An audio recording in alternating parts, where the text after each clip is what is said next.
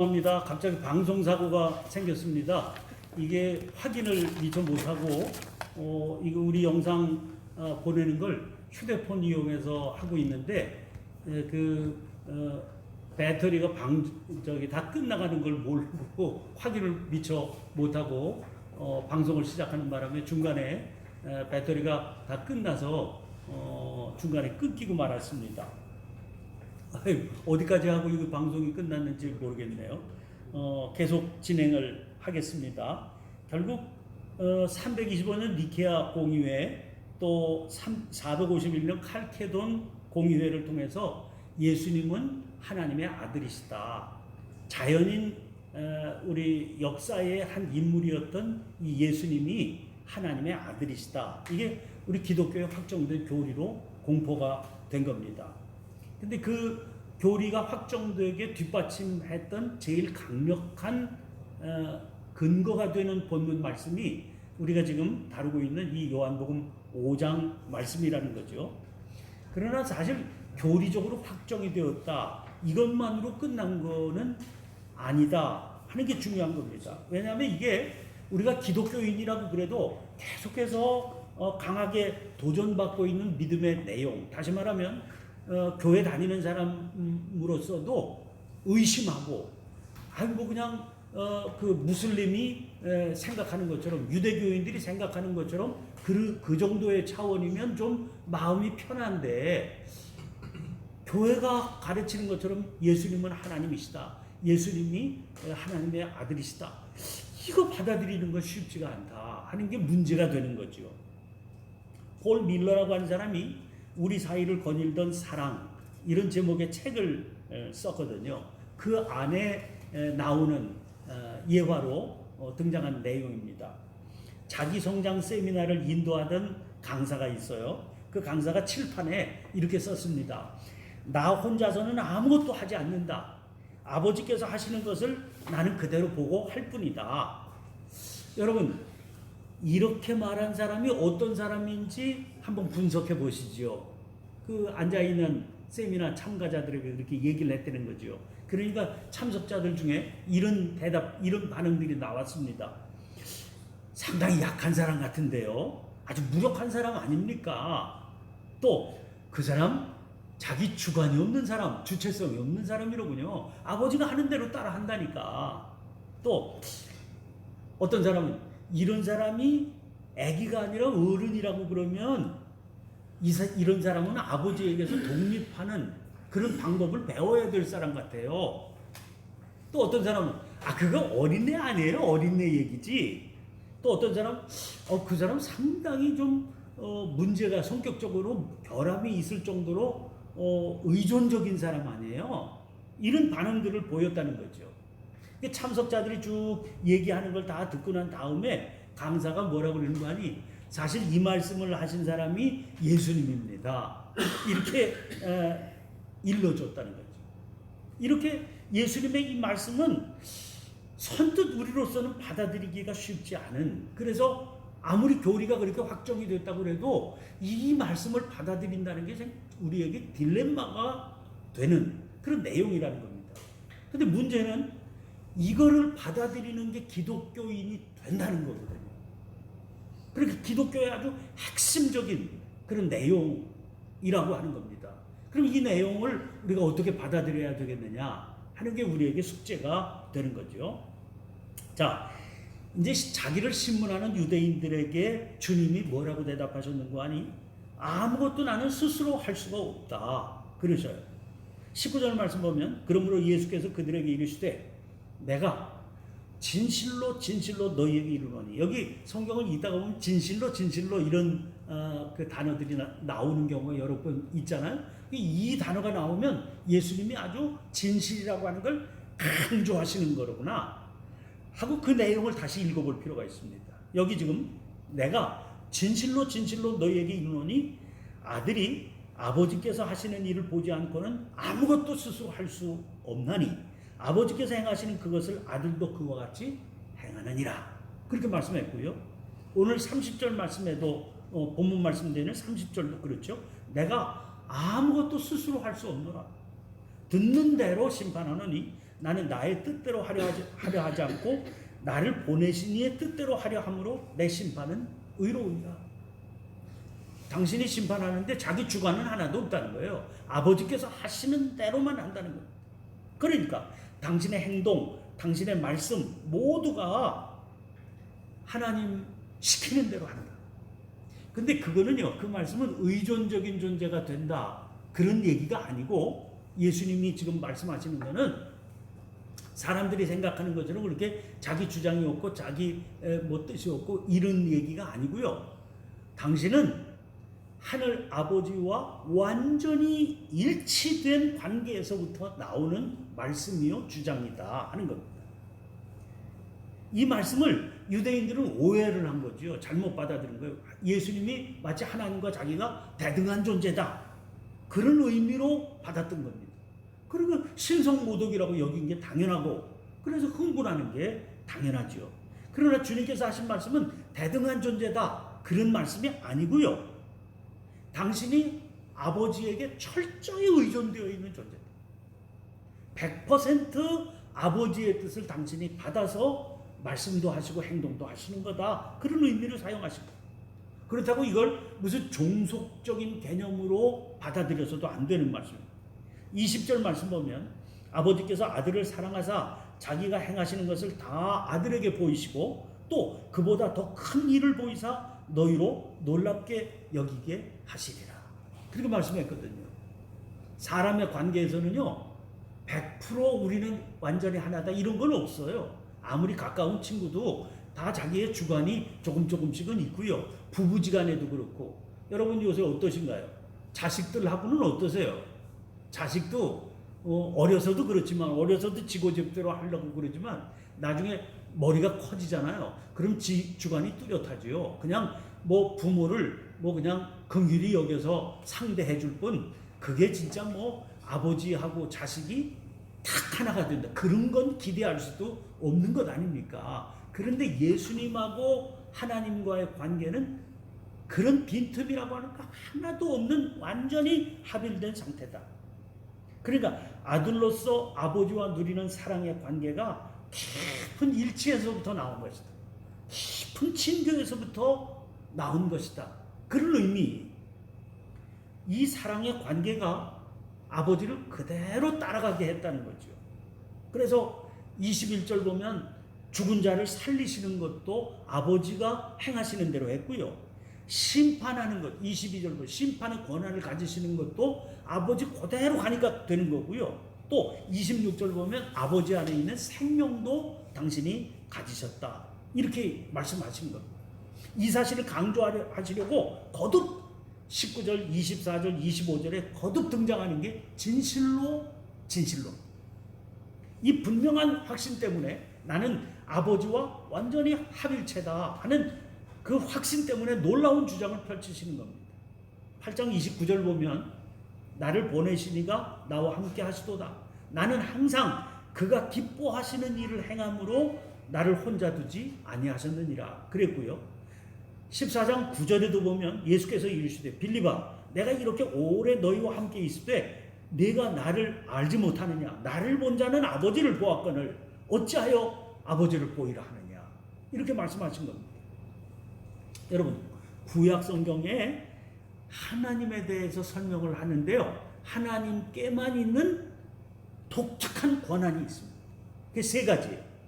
하나는 생명의 권한, 두 번째는 심판의 권한, 세 번째는 공경받으실 권한입니다. 자, 첫 번째 생명의 권한은 어떤 거냐? 하나님께서만 생명을 주시고 하나님께서만 죽은 자를 살려내실 수 있다는 겁니다. 신명기 32장 39절 보면 이제는 나 곧 내가 그인 줄 알라. 나 외에는 신이 없도다. 나는 죽이기도 하며 살리기도 하며 상하게도 하며 낫게도 하나니 내 손에서 능히 빼앗을 자가 없도다. 하나님에게만 있는 거라니. 생명, 그래서 생사화복을 주관하시는 하나님, 이렇게 우리가 고백하지 않습니까? 이 믿음은요 후대에서도 변함없이 지켜집니다. 1세기 말에 랍비 요나단이라고 하는 사람이 있는데 이 사람이 이렇게 가르쳤어요. 하나님께서 누구에게도 맡기지 않고 직접 지니신 세 개의 열쇠가 있다. 하나는 비를 내리는 열쇠, 하나는 태를 여는 열쇠, 하나는 죽은 이들을 부활시키는 열쇠다. 이거 하나님께만 있는 권한이라는 거예요. 간단하게 얘기하면 생명에 관한 권한은 하나님께만 있다 하는 거죠.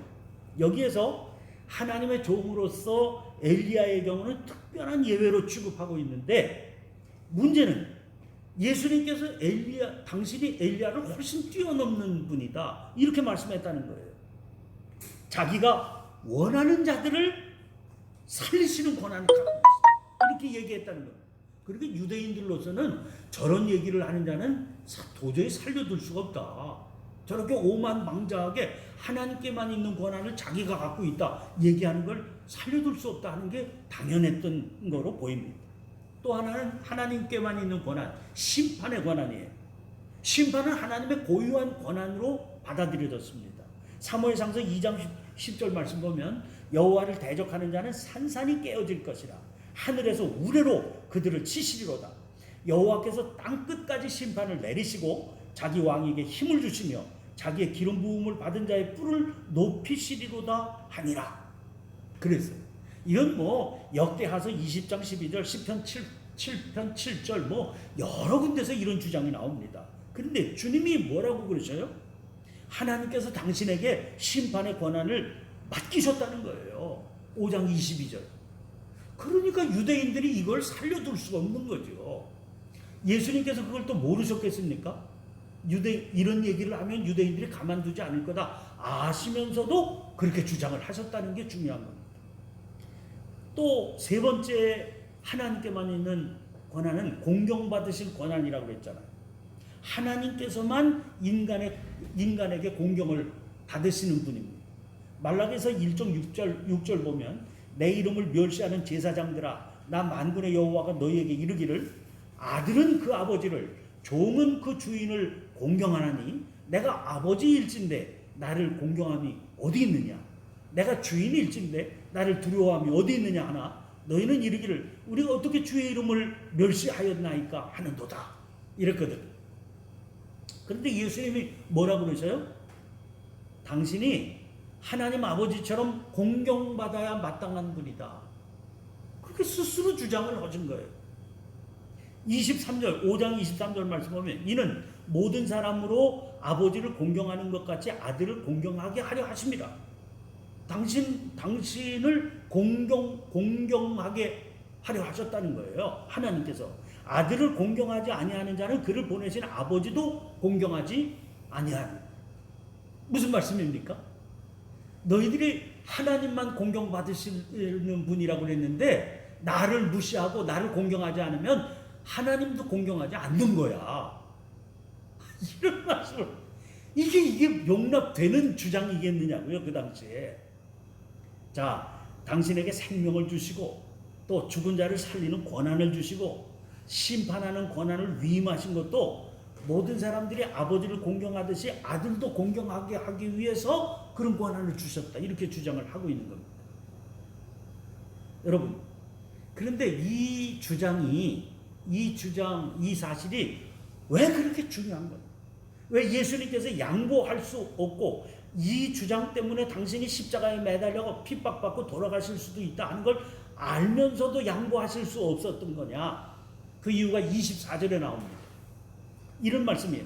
내가, 여기도 또 등장합니다. 진실로 진실로 너희에게 이르노니 내 말을 듣고 또 나 보내신 이를 믿는 자는 영생을 얻었고 심판에 이르지 아니하나니 사망에서 생명으로 옮겼느니라.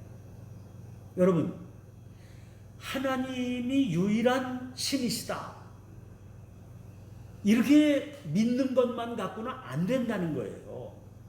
왜 그럴까요? 여러분, 하나님이 유일한 신이시다, 그건 많은 사람들이 그렇게 생각할 수 있습니다. 그런데 그 하나님이 어떤 하나님이냐 하는 생각은, 판단은 죄다 틀려요.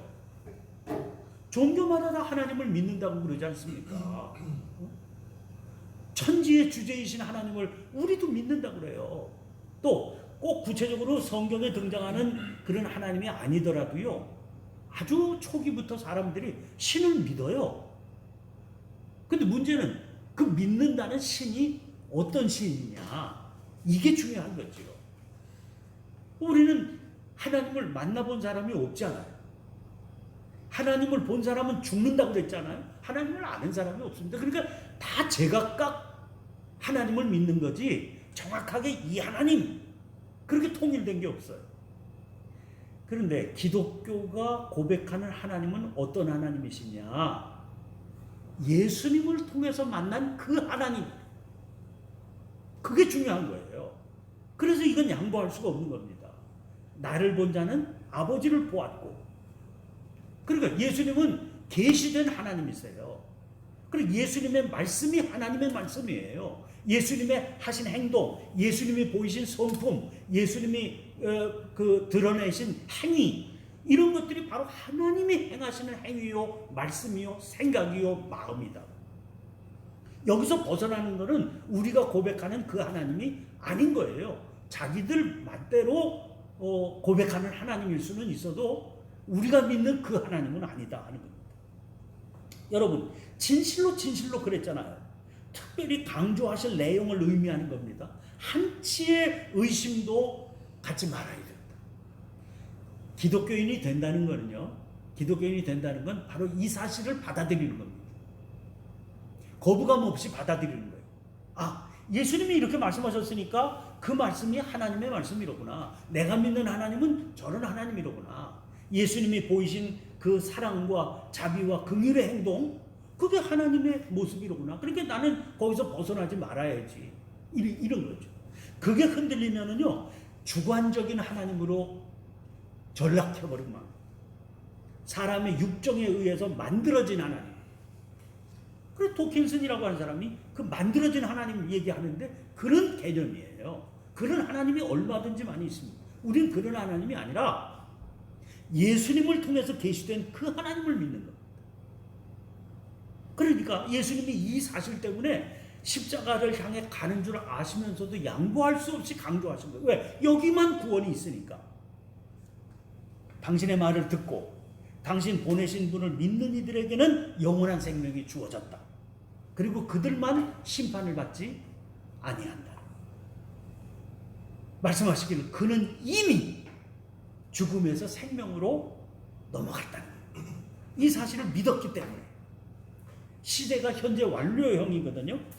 과거에 행위가 있었고 예수님을 받아들인 그 행위가 있었고 그 행위의 결과가 지금 계속 진행 중이다. 현재 완료. 그러니까 죽은 이의 부활도요, 먼 미래가 아니라 지금 이루어지고 있는 거예요. 그래서 예수님이 물으시는 거예요. 지금 네가 이 영생을 누리고 있느냐. 제가 장례식 가면 설교할 때 자주 그런 얘기를 하곤 합니다.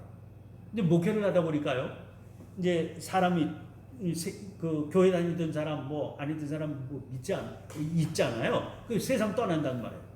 그러면 어떤 엉뚱한 양반 가운데 그런 질문을 던져요. 목사님, 지금 이 양반 천당 갔을까요? 못 갔을까요? 그걸 제가 어떻게 알아요? 근데 저 사람 천당 갔을까요? 못 갔을까요? 여러분, 우리 구원의 확신을 가진다고 그러지 않아요. 근데 구원의 확신을 자기가 갖는데 그 사람이 자기 천당 갈지 안 갈지 압니까? 몰라요. 그건 지 나름대로의 구원의 확신일 수 있죠. 하나님 판정하실 때 그 구원의 확신인지 아닌지 어떻게 압니까? 그런데 저는 제 나름대로 기준을 가지고 그렇게 설명을 할 때가 있어요. 성도님, 그 사람이 천당 갔는지 안 갔는지는 나는 모르고요. 분명한 사실 하나가 있습니다. 그거는 그 사람이 지금 살았을 때 천당을 누렸으면 천당 가고요. 그 사람이 암만 자기 구원 받았다 뭐 어쩌고 저쩌고 떠들었어도 그 사람이 이 땅에 사는 동안 천당을 못 누렸으면 못 가는 겁니다. 그게 분명한 사실이에요. 여러분, 구원이라고 하는 건 현재 완료형 시제라고 그랬잖아요. 예수님이 하나님이시다는 사실을 내가 믿음으로 받아들인 그 행위가 있어요. 그건 구원의 역사입니다. 그리고 그게 계속 진행되는 겁니다. 그래서 우리가 예수님을 영접하면 이미 천당에 들어가 있는 겁니다. 그 사람은 천당을 누리고 살아요.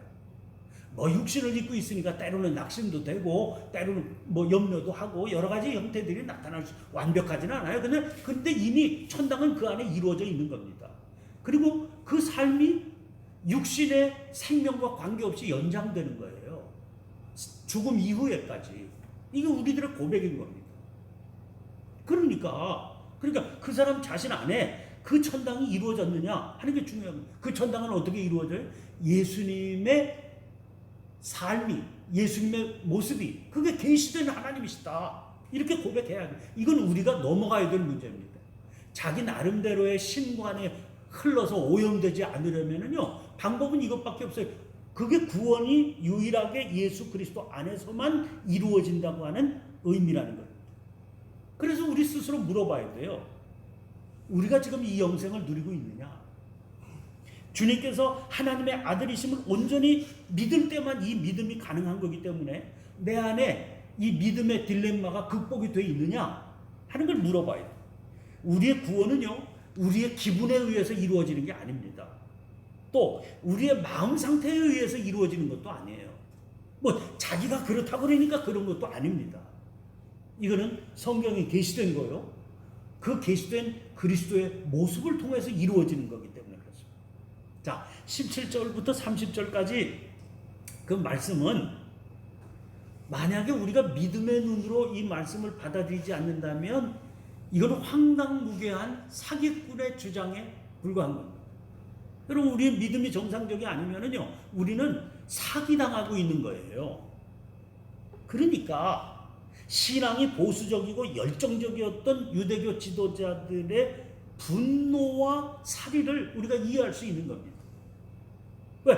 자기들의 믿음과 자기들의 생각하고는 전혀 다른 거니까 얼토당토하는 얘기니까. 근데 이거를 유대교의 입장은 어떻게 생각하면 이성주의적인 입장이죠. 근데 이거를 뛰어넘지 않으면 우리도 마찬가지예요. 자, 유대교 지도자들은 예수님을 귀신 들렸다고 판단하지 않습니까?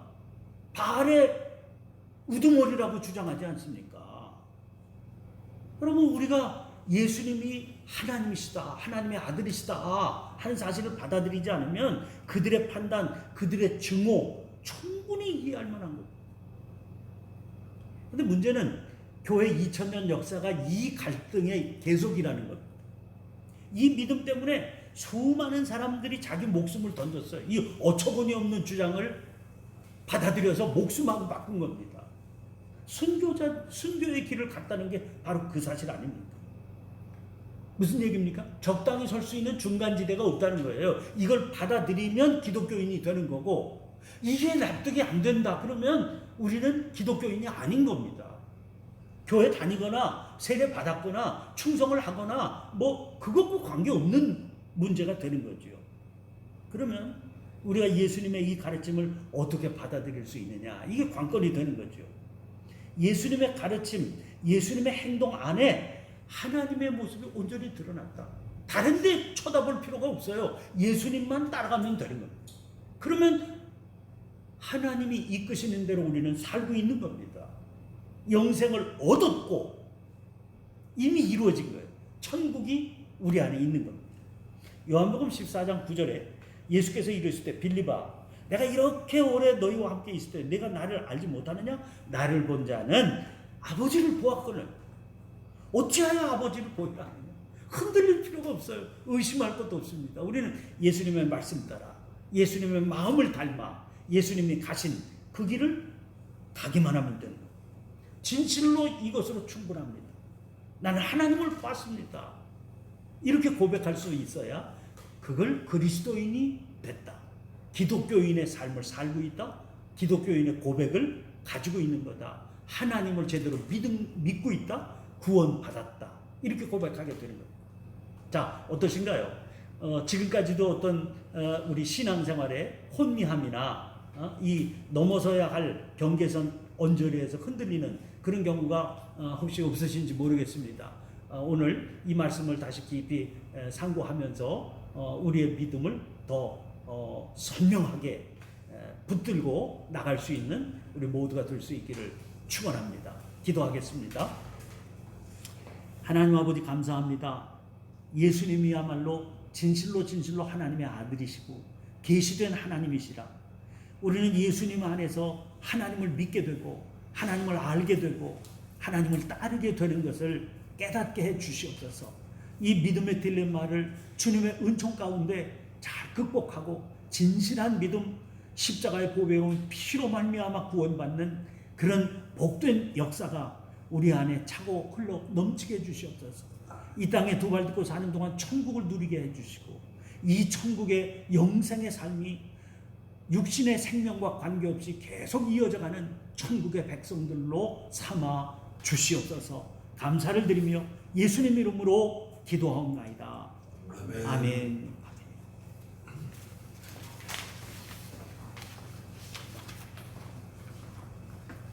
말씀 감사합니다. 다 같이 찬송가 331장 찬송하시겠습니다. 영광을 받으신 만유의 주여 우리가 영광을 가르리라. 베푸신 은혜를 감사히 알고 진실한 마음으로 섬기겠네. 구주의 은혜 주시는 대로 영원히 받들어 섬기겠네. 찬송하겠네. 찬송하겠네. 생명을 주시는 구주로다. 구주를 높이고 잘 공경하여 온유한 마음으로 섬기리라.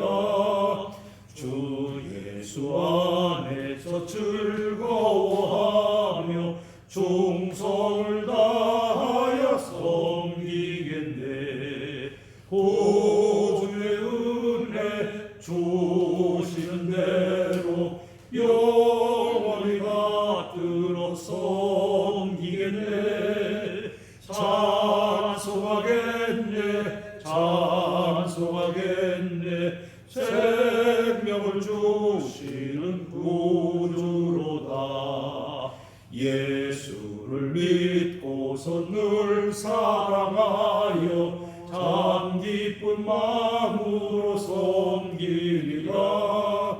온 마음을 드리고 늘 순종하며 구주를 영원히 섬기겠네.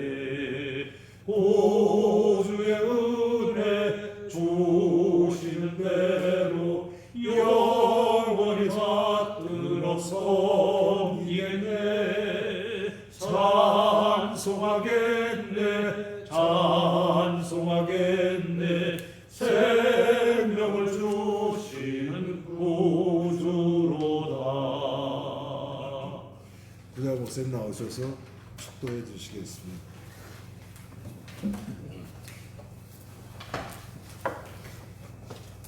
다시 한번 또 기도하겠습니다. 하나님 아버지, 코로나19 바이러스의 감염 위험 때문에 온 세계가 어려운 시련을 겪고 있는지 1년도 넘게 흘렀습니다. 이런 어려움 속에서도 우리 신우회 회원들이 낙심하지 않고 오히려 더 시야를 열어서 세계 각지에 흩어져 있는 우리 친구들까지 함께 할 수 있는 영상 예배의 길을 열어주셔서 감사합니다. 저희들이 여러 가지 불비함이 있기 때문에 어려움도 있고 또 방해되는 요소들도 있지만 오늘도 영상이 끊기는 어려움 속에서도 다시 예배가 재개될 수 있도록 축복해 주셔서 이렇게 잘 마치게 도와주신 것을 감사합니다. 이런 모습을 보며 각자 삶의 자리에서 이 어려운 시기를 살아가는 친구들 주의 돌보심을 사모하는 가운데 어떤 역경 속에서도 오히려 덧입혀 주시는 은혜를 받고 더 놀랍게 부으시는 축복을 누리는 삶이 되게 하여 주옵소서. 건강으로 돌아보아 주시고 주께서 주시는 하늘의 평안으로 충만한 삶이 되게 하여 주시옵소서. 지금은 우리 주님 예수 그리스도의 은혜와 하늘 거룩하신 아버지 하나님의 한량없으신 사랑하심과 성령님의 감동, 감화, 인도, 동행 충만케 하시니 복된 신우회를 통하여 은혜를 나누는 믿음의 식구들, 사랑하는 친구들의 삶과 가정과 기업 위에 이제로부터 영원토록 함께하여 주시옵기를 간절히 축원하옵나이다. 아멘. 아멘.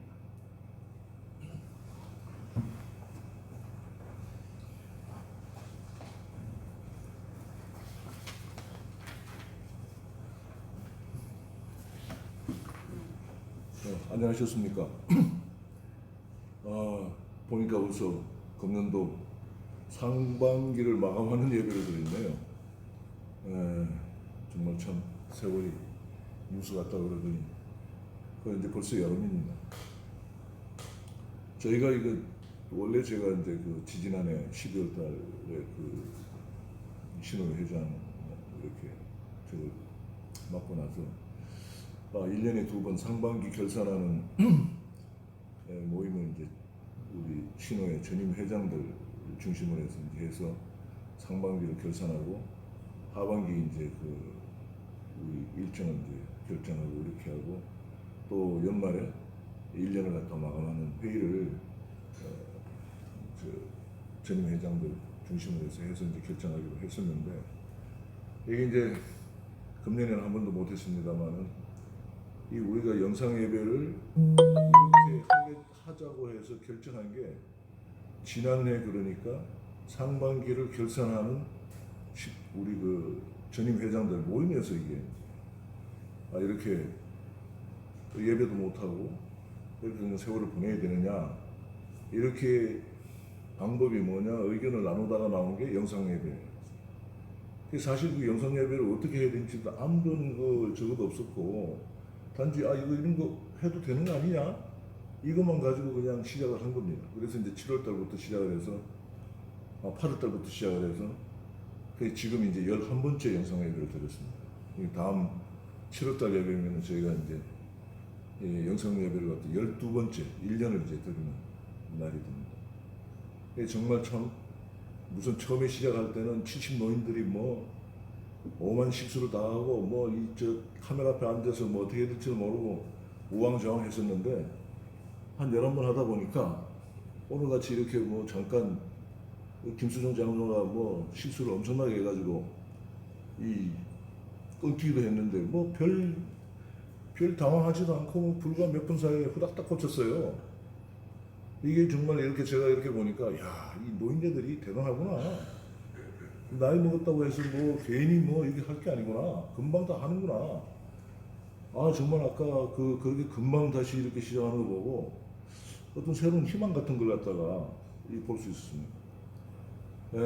그래서 이제 저희가 이제 그래서 금년도 하반기에도 이걸 어떻게 해야 될지 일정을 갖다가 원래는 전임 회장들을 다 모시고 이제 결정해야 되는데 이 자리를 마련할 수가 없어서 거의 제가 일방적으로 이제 생각을 했습니다. 그래서 뭐 그냥 의견 물어보지 않고 통보하는 걸로 이렇게 제가 일정을 잡았는데 7월 달은 어차피 이제 저희가 구 목사님 모시고 이제 그대로 예배를 드리고 8월 달은 저희가 이제 원래 이 신호에 8월 달은 이제 휴가입니다. 이때까지. 그래서 8월 달 예배는 쉽니다. 9월 달에는 저희가 이제 부산에 출장을 가기로 했습니다. 영상 그 팀들이. 여기 가서 부산에 그 이효영 그 목사님 뭐 병원을 개업하고 계시고 하는데 제가 이제 간절히 부탁을 드렸는데 아주 흔쾌하게 그 자기가 9월 달에 말씀을 전하겠다고 하셔가지고 저희가 부산 출장 가서 이제 9월 달에는 부산에서 영상 예배를 드릴 겁니다. 영상 예배 겸 이제 녹화라고 해야 되나 하여튼 생방송을 다 이제 부산에서 하게 됩니다. 10월 달에는 또 이제 목사님 우리 구 목사님이 이제 수고를 하시고 지금 예전 같아서는 11월 달에 양산에 박영재 목사님 계신데 아마 박영재 목사님이 내년에는 아마 이제 리타이어를 하신 모양입니다. 저 이제 목사님. 그래서 그 하시기 전에 11월 달에 저희가 양산에 내려가서 방송을 할까 이렇게 생각하고 있습니다. 그러면 12월 달이거든요. 이제 그래서 또 금년은 다 지나갑니다. 정말 어찌 보면은 우리 신우회가 이거 뭐 대면 예배도 못하고 이러다 보니까 영상 예배만 매달리다 보니까 잘 만나지도 못하고 여기 친교를 이렇게 할 수 있는 기회가 너무 없어가지고 그게 너무 아쉽습니다만 이제 곧 이제 뭐 금년 지나면 아마 그런 기회도 많이 이제 코로나도 극복이 되지 않을까 이렇게 생각이 됩니다. 하여튼 여름철 건강 조심하시고 오늘도 편안한 밤 되시기 바랍니다. 안녕히 계십시오.